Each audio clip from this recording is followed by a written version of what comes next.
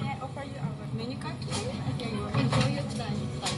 Thank you. Okay, ready? All right, ready for briefing, guys? Yeah. All right. Yes, we are in the 350-900 right now, the X-Ray India. The aircraft is technically perfect. We have no dispatch message and no status message. Yeah, we have a fuel of 72. Manuel I Komnenos was a Byzantine emperor of the 12th century who reigned over a crucial turning point in the history of Byzantium in the Mediterranean. His reign saw the last flowering of the Komnenian Restoration, during which the Byzantine Empire had seen a resurgence of its military and economic power, and had enjoyed a cultural revival. Eager to restore his empire to its past glories as the superpower of the Mediterranean world, Manuel pursued an energetic and ambitious foreign policy. In the process, he made alliances with the Pope and the resurgent West. He invaded the Norman Kingdom of Sicily, although unsuccessfully. The passage of the potentially dangerous Second Crusade was adroitly managed through his empire. Manuel established a Byzantine protectorate over the Crusader states of Outremer, facing Muslim advances in the Holy Land. He made common cause with the Kingdom of Jerusalem and participated in a combined invasion of Fatimid Egypt. Manuel reshaped the political maps of the Balkans and the Eastern Mediterranean, placing the kingdoms of Hungary and Outremer under Byzantine hegemony and campaigning aggressively against his neighbors both in the west and in the east. However, towards the end of his reign, Manuel's achievements in the east were compromised by a serious defeat at Myriokephalon, which in large part resulted from his arrogance in attacking a well-defended Seljuk position. Although the Byzantines recovered and Manuel concluded an advantageous peace with Sultan Kilij Arslan II, Myriokephalon proved to be the final, unsuccessful effort by the empire to recover the interior of Anatolia from the Turks. Called Homegus by the Greeks, Manuel is known to have inspired intense loyalty in those who served him. He also appears as the hero of a history written by his secretary, John Kinnamos, in which every virtue is attributed to him. Manuel, who was influenced by his contact with Western Crusaders, enjoyed the reputation of the most blessed emperor of Constantinople in parts of the Latin world as well. Modern historians, however, have been less enthusiastic about him. Some of them assert that the great power he wielded was not his own personal achievement, but that of the dynasty he represented. They also argue that, since Byzantine imperial power declined catastrophically after Manuel's death, it is only natural to look for the causes of this decline in his reign. Succession to the throne. Manuel Komnenos was the fourth son of John II Komnenos of Perovska of Hungary, so it seems very unlikely that he would succeed his father. His maternal grandfather was strict. Ladislaus, having distinguished himself in his father's war against the Seljuk Turks in 1143, Manuel was chosen as his successor by John in preference to his eldest surviving brother Isaac. After John died on April 1143, his son Manuel was proclaimed emperor by the army. Yet his succession was by no means assured. At his father's deathbed in the wilds of Cilicia far from Constantinople, he recognized that it was vital he should return to the capital as soon as possible. He still had to take care of his father's funeral.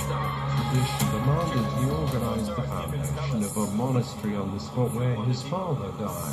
Swiftly, he dispatched the Megas Domesticos John Axouch ahead of him with orders to arrest his most dangerous potential rival, his brother Isaac, who was living in the great palace with instant access to the imperial treasure and regalia. Axouch arrived in the capital even before news of the emperor's death had reached him. He quickly secured the loyalty of the city, and when Manuel entered the capital in August 1143, he was crowned by the new patriarch, Michael IV. A few days later, with nothing more to fear as his position as emperor was now secure, Manuel ordered the release of Isaac. Then he ordered 2 golden pieces to be given to every householder in Constantinople and 200 pounds of gold to be given to the Byzantine Church.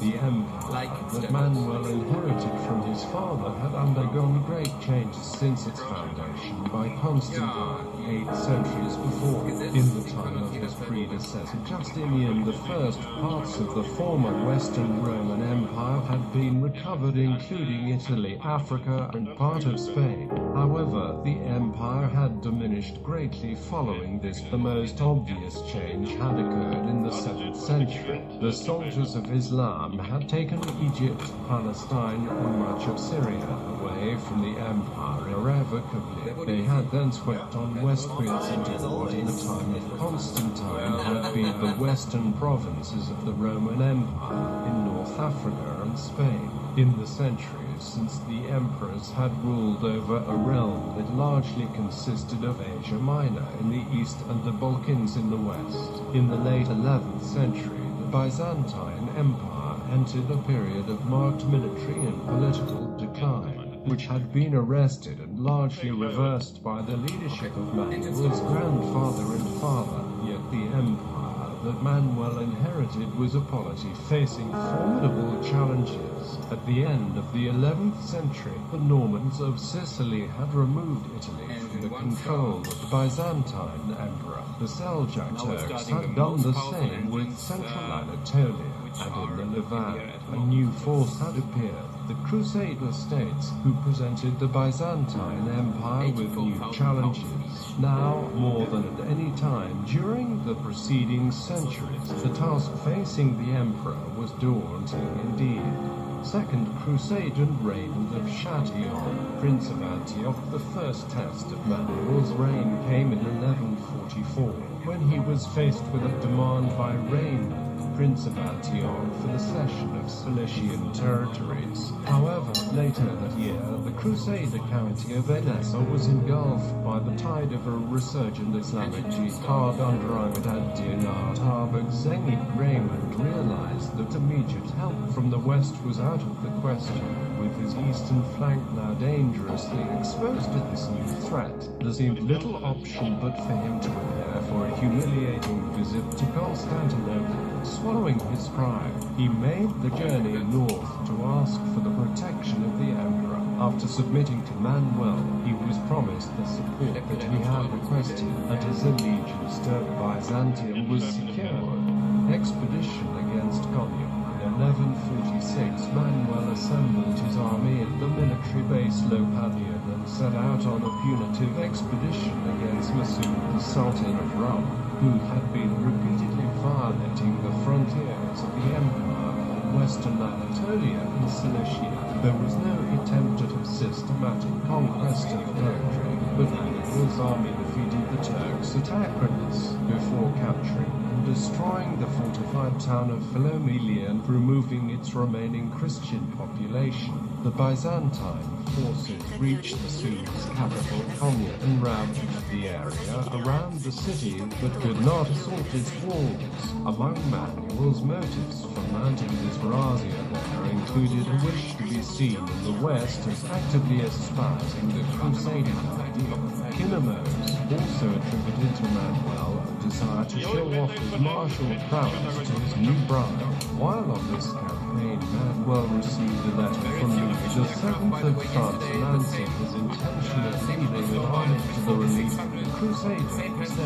Arrival of the Crusaders, Manuel was prevented from following up his own successes in the east. More events to the west meant that his presence was urgently required in the Balkans.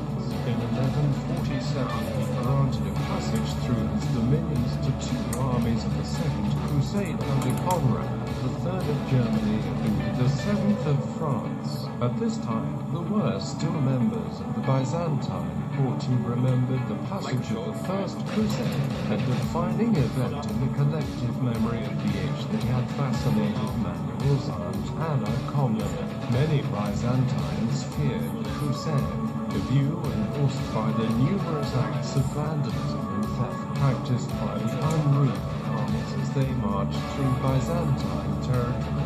Byzantine troops followed the Crusaders, attempting to police the behavior, and further troops were assembled in Constantinople, ready to defend the capital against any acts of aggression.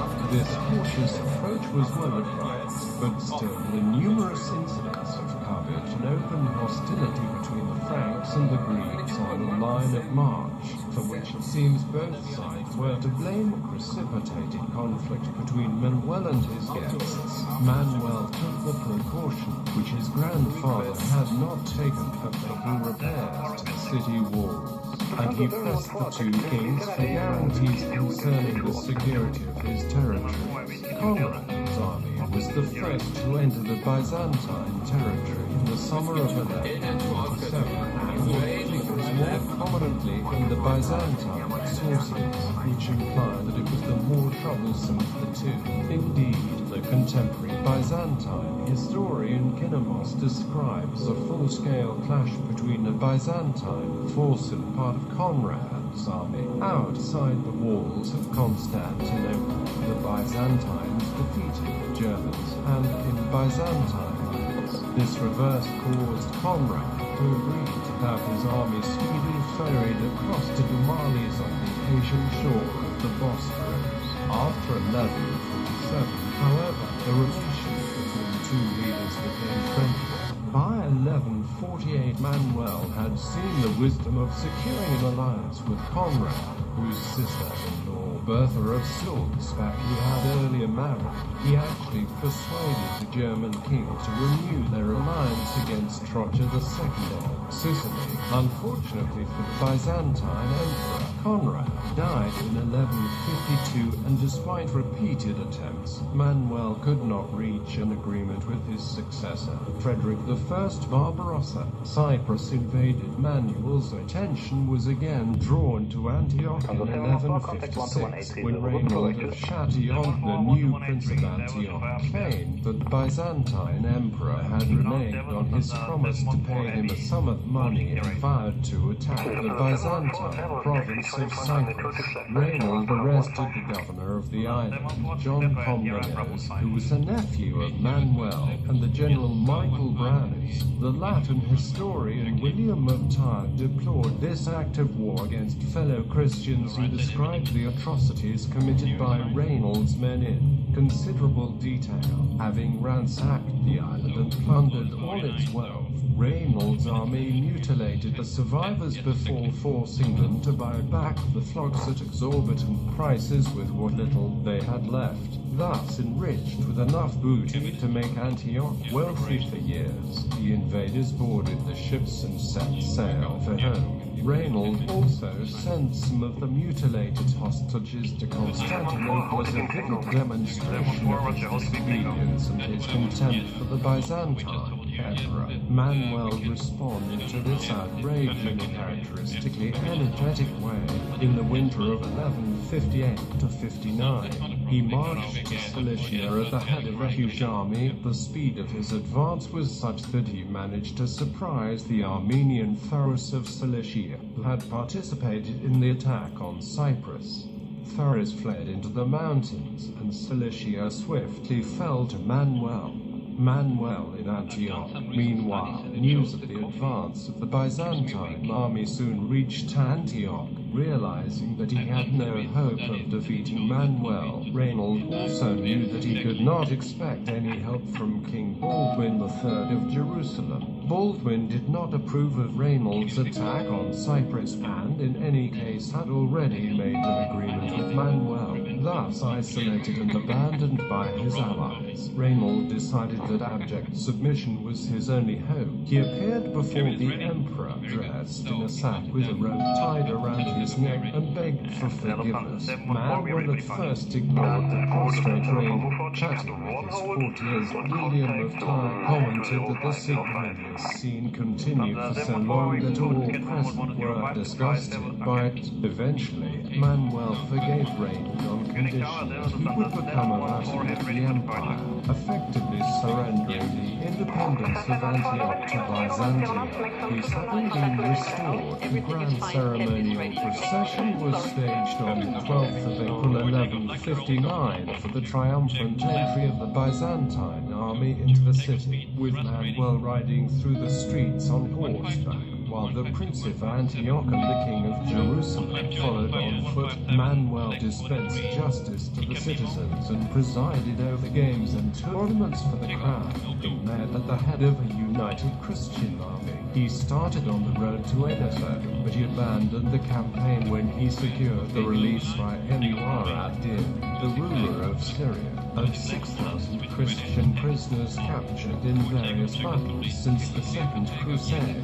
Despite the glorious end of the expedition, modern scholars argue that Manuel ultimately achieved much less than he had desired in terms of imperial restoration. Satisfied with his efforts thus far, Manuel headed back to Constantinople. On the way back, his troops were surprised in line of march by the Turks. Despite this, they won a complete victory, routing the enemy army from the field and inflicting heavy losses. In the following year, Manuel drove the Turks out of Isauria. Italian campaign. Roger II of Sicily in 1147. Manuel was faced with war by Roger II of Sicily, whose fleet he had captured the Byzantine island of Corfu and plundered Thebes and Corinth. However, despite being distracted by a Cuman attack in the Balkans, in 1148 Manuel enlisted the alliance of Conrad III of Germany. By the help of the Venetians, he quickly defeated Roger with the powerful fleet. In 1149, Manuel recovered Corfu and prepared to take the offensive against the Normans, while Roger II sent George of Antioch with a fleet of 40 ships to pillage Constantinople's suburbs. Manuel had already agreed with Conrad on a joint invasion and partition of southern Italy and Sicily. The renewal of the German alliance remained the principal orientation of Manuel's foreign policy for the rest of his reign. Despite the gradual divergence of interests between the two empires after Conrad's death, Roger died in February 1154 and was succeeded by William I, who faced widespread rebellions against his rule in Sicily and Apulia, leading to the presence of Apulian refugees at the Byzantine court. Conrad's successor, Frederick Barbarossa, launched a campaign against the Normans, but his expedition stalled. These developments encouraged Manuel to take advantage of the multiple instabilities on the Italian peninsula. He sent Michael Palaiologos and John Ducas Armatius, both of whom held the high imperial rank.